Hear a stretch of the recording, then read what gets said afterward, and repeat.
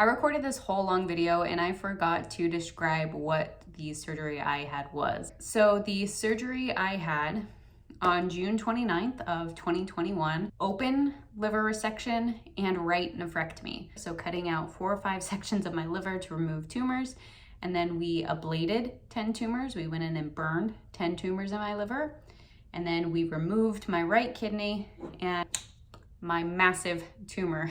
So that is the procedure that I had, and the rest to follow here is to talk about what that procedure was like and what the recovery was like through that. All right, I already tried to make this video once, and this video is so hard to make because there's so much information to cram into one video. But I thought I'd try to make it again and try to make it a little bit more succinct and just cover some of the questions that I had. So I'm going to share what a open liver resection and a open nephrectomy was like for me. That's not a super common surgery to have done together, but what drove most of my recovery and surgery was the liver resection portion, and that's the surgery I had the most difficulty finding information about when I was going in for surgery, and I was trying to get information from other patients or find out what that was going to be like. So I thought I would share and put it out there. So top questions that I had that I will try to cover in this explanation. I will talk about how long I was in the hospital, what my incision looks like. I'll also recover what I woke up with, what was I attached to when I woke up after surgery, how long surgery took in my case. I will also talk about things that were helpful for me to have in the hospital, how long recovery took, what that looked like, what did the progression look like over the few weeks of recovery. I'll also talk about pain management and how that was, how long it was before I could eat afterwards, and then also I was in the hospital for 8 days total. I need to put a disclaimer here because I had my surgery at the National Cancer Institute, and they are very cautious and very thorough at the National Cancer Institute. So like I said, this is my experience with my surgery, but it is very specific to where I had my surgery done and the type of surgery that I had. I also have a bleeding disorder and had a very large surgery, so mine was very complicated. Other surgeries might not be as involved as mine was. So I spent 2.5 days in the ICU. I was 2 days, and then I went back for half a day to the ICU, and then the rest of the time I was on the floor recovering. So that's how long I was in the hospital. I know I was petrified to go into the ICU. I had no real experience or context with being in the hospital or having surgeries before. And so I thought being in the ICU meant that you were practically knocking on death's door and that you weren't going to make it out of the ICU. That is not the case, especially at the NCI. They're very cautious, and so most patients go to the ICU afterwards to recover, and then you'll move and go on to the floor. So I was still in good shape, even though I was in the ICU. They were just keeping an extra close eye on me, especially because I had a bleeding disorder, and that first day is really where your highest risk of a bleed is. A bleed is one of the biggest risks when you have a liver resection, so that was something that we were keeping a close eye on. So that's how long I was in the hospital and in the ICU. One of the other questions that I wondered about before I had surgery was how long would it be before I could get up and start walking? It'll vary for everybody, but for me, I started walking on day 2. Day 1 was just laying there, not really moving, just laying there and trying to get through the day and recover and let my body recover from the massive trauma it just went through. And then day 2 is when I got up, moved to a chair, and then eventually I took very short walks down the hallway. Did not do a lot of walking that second day, but I did get up and start moving that second day. They want you to start getting up and being more active. So I have a bleeding disorder, and a bleed was one of the things that we worried about the most for me. I didn't have a massive bleed, which I'm very grateful for. They were very prepared in case that did happen, but I'm very thankful we did not need to tap into all of the blood that we had to secure before surgery. But I did end up needing 2 transfusions. I needed one on day 1 or day 2, I can't remember which one. The days in the ICU are a bit of a blur. And then I had a bit of an incident. I'm a fall risk, as explained in my biopsy video. I almost passed out from standing up there. Had a similar experience when I was in the ICU the second time when I was back there for a short period of time, and so I needed another blood transfusion after that incident. But after that was all I needed, and those went well. All right, pain. So one of the things that I wondered about was, is it painful? How painful is this going to be? Of course it's painful. You're going through a massive surgery. but it wasn't as painful as I was expecting. Again, this is just my personal experience and how it was for me, but it wasn't as painful as I was expecting.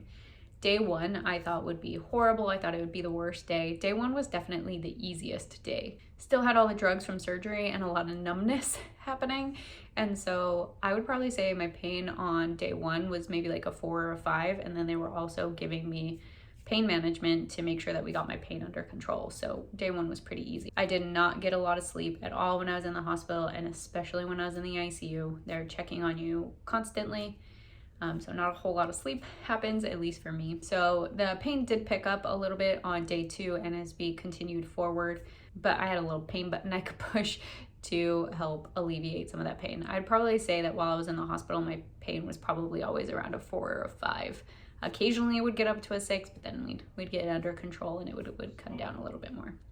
A lot of people will end up having a epidural for pain management through some of these surgeries.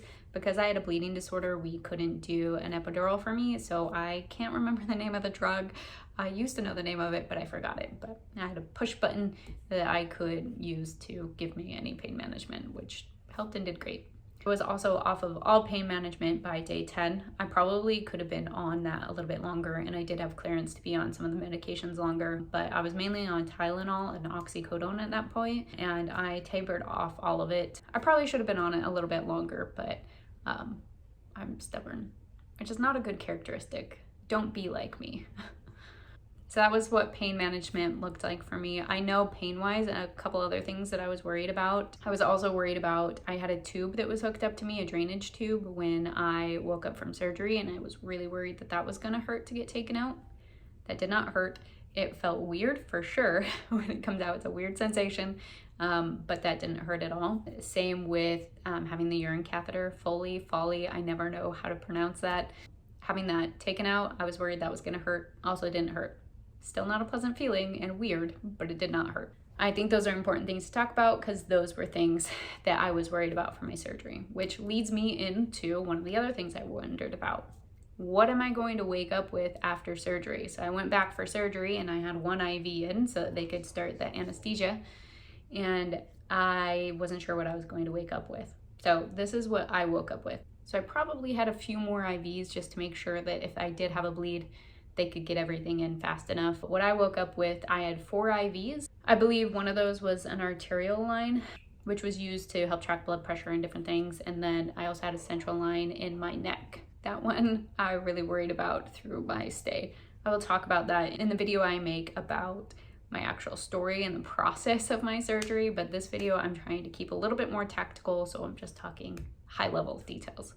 The incision, I will show a video of what my incision looked like.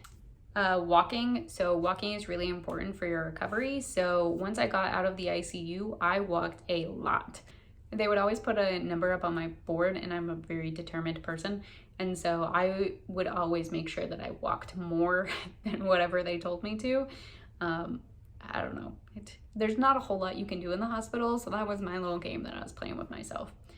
I walked over a mile doing laps around the station, and it was not unassisted. I had to use a walker to walk the first week or so. I also used that walker to get up and down if I needed to go to the restroom, if I needed to get out of bed. I had to use a walker to do that for a while. I didn't have the mobility, and it hurt to do it without it. So did use a walker to walk around.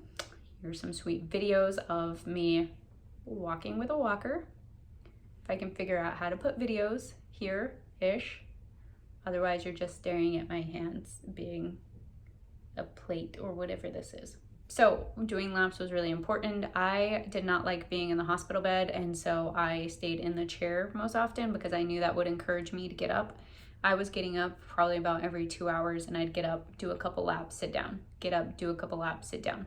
At the beginning, I could only do 1 lap or 2 laps around the nurse's station, and then eventually got up to the point where I was doing 4 or 5 laps a session, and then I'd sit back down. How soon after surgery can you eat? I think it was about 4 days when I was approved for a full, just normal solid food diet again. I think I probably could have had food a little bit sooner than that, but that is when I had my first meal. I had a turkey dinner as my first meal, and it was delicious. I was so ready for food. I was so hungry. I know a lot of people, many people don't wake up with an appetite. I was hungry. I was ready to eat like day 2. My appetite was fine. I was ready to eat. So that meal was delicious. Also, as a prerequisite to leave the hospital, so they had to move a bunch of things around during surgery, and so it's really important that you have a bowel movement after surgery, make sure everything's working properly. And so this is really weird to put out on the internet to talk about this, but it's part of the process, so let's get personal. So I had a bowel movement on between day 5 and 6, I think. I thought it would happen immediately after I ate, and it did not. It was around day 5 or 6.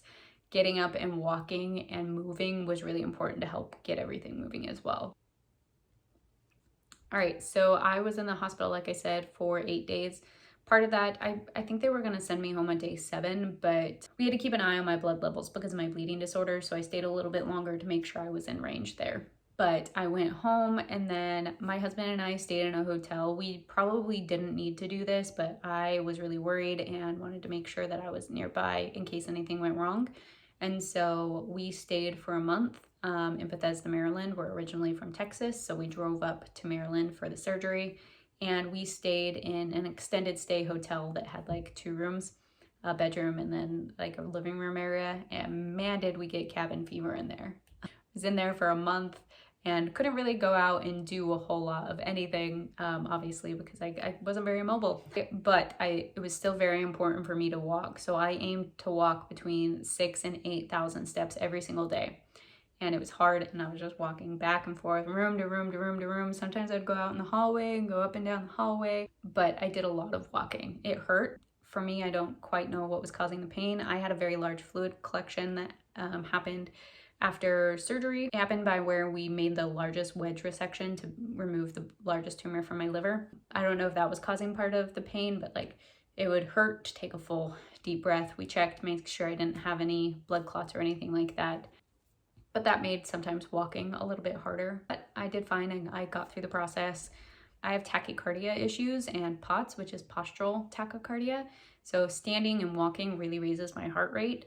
And so that was exacerbated by surgery for me and limited me a little bit in my walking. I especially found it really hard to walk in the heat. So I spent a lot of time inside doing my walking. So right as I got out of the hospital, I was still using the walker. Here's a picture of me using a walker in the hotel. And then I think a few days later, I got to the point where I was able to walk without the walker. And I was walking the halls without the walker, very, very slowly. So it took longer than I expected to recover. One of the other questions I had was, how long will it take for the incision to heal? It would take about 6 weeks for it to heal.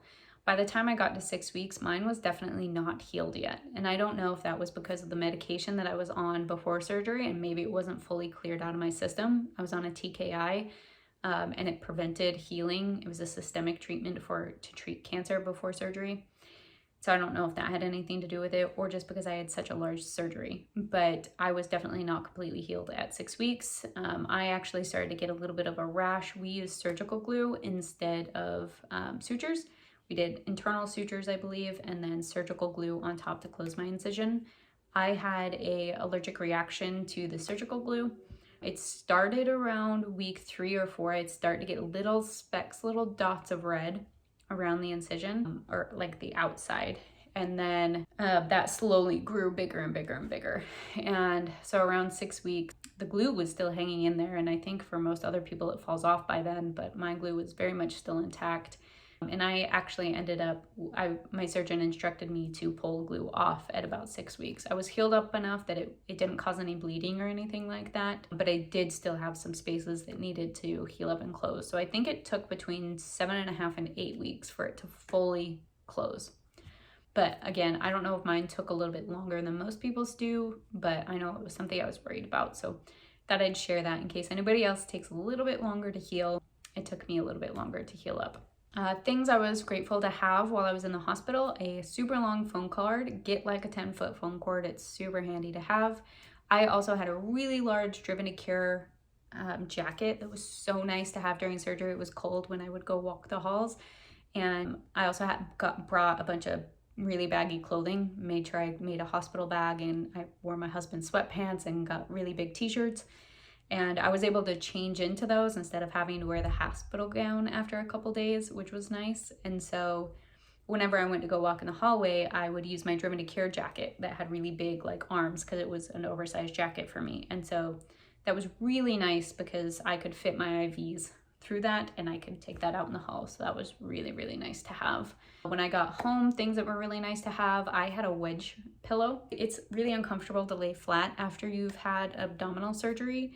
And so the wedge pillow helped keep me lifted partially up so that it didn't hurt so much. And so that was really nice to have. Also, it's difficult to sit up because you don't have any abdominal muscles that you can be using. And so the wedge pillow also helped me so that you can like put your arm up and like twist to the side a little bit and get some leverage to get off of the bed. So the wedge pillow was extremely useful. I'm so glad I had that. I also had a shower chair. Again, I'm a bit of a fall risk.